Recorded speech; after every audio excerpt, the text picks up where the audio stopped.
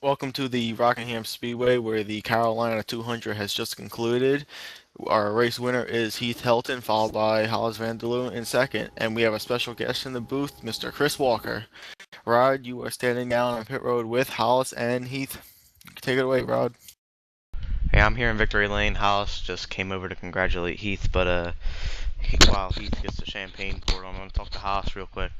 You were fast all day and came away runner-up. How does it feel not to get there but be so close?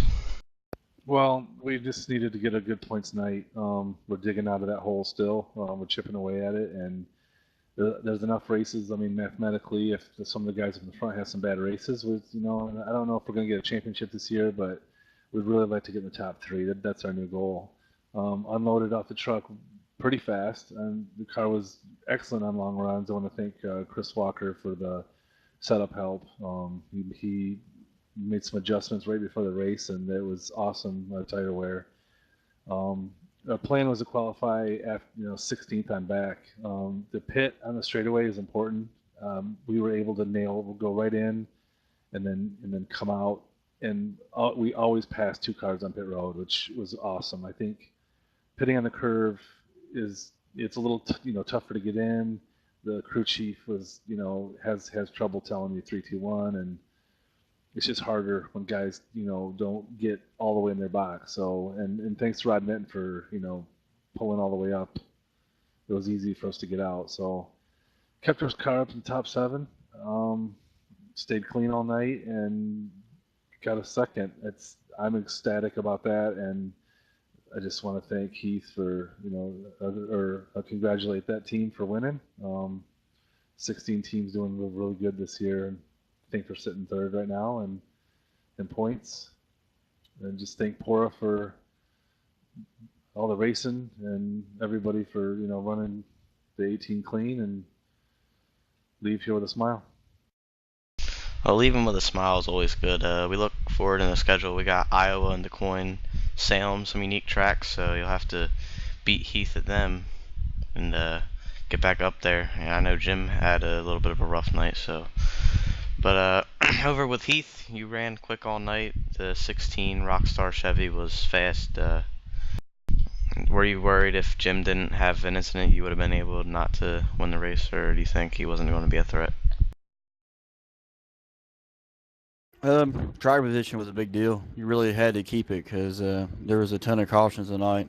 It was a tough track. A lot of guys had issues, and staying out front was the key. And we just tried to stay up near the front as much as we could, pit at the right times, and it worked out for us. Anyone you want to thank winning the night? Just thank OSW. Get our chassis from them, and we tweak on from there. So thank those guys for getting everybody a big jump start on setups each week. Thank my teammates. They all kind of let me go early, let me get some track position on some people, and just thank y'all for doing interviews. Alright, I'm going to give it over to Senor Calantoni, who's with his scout buddy Chris Walker. Thank you, Rod. I'm over here with Scout Leader, Mr. Chris Walker. Chris, you had an up and down race. I want to know how your race went and what you had to do to come back to finish as well as you did.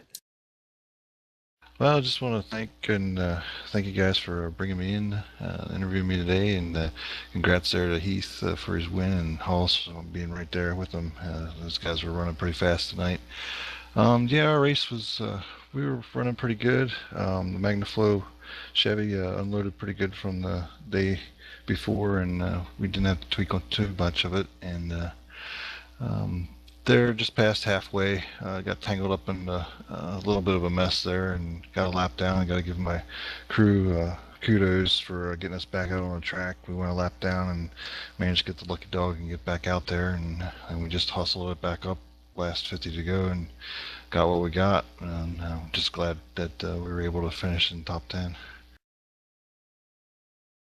All right, I want to know what you thought about all the cautions that occurred tonight. There was quite a few cautions. Just I don't know. I mean, I was just trying to run my race, trying to stay out of trouble. There might have been taking a few extra chances there early in the race, which some guys do that. But I don't know. Just one of those things. Short track racing, sometimes cautions breed cautions. Is there anyone out there that you would like to thank or say a shout out to? I'd like to thank Heath and the guys here at Pora for putting this on. We do have a lot of fun here, and our OSW gang, thanks again for hanging out with us on Mondays, and it's always been a pleasure racing over here, so I have a lot of fun. Thank you very much, Chris. Now that concludes here at Rockingham Speedway. We will see you next week at the Iowa Speedway for Rod Mitten, Heath, Hollis, and Chris. I'm Anthony Calantoni saying see you next week. Welcome back up to the booth. I'm here with Anthony. We're just going to talk about the next few weeks for a minute here. Jim Flowers and Kevin Buchanan are probably going to come out of this week either tied or Kevin a point in the lead. That chase is really, really close. Anything you want to say about that, Anthony? Closest chase we ever had here, I believe. It's going to be one of the most exciting ones. And looking ahead at the 5 races we got left, we still have Salem, which can tear a lot of cars up, and DeCoin, which is a dirt track, so it throws everything off. With Iowa next week and Chicagoland and Toledo to finish it up. Iowa is also our only night race in the chase. That it is, Anthony. But that'll do it here up in the booth. We'll see you guys all next week at Iowa.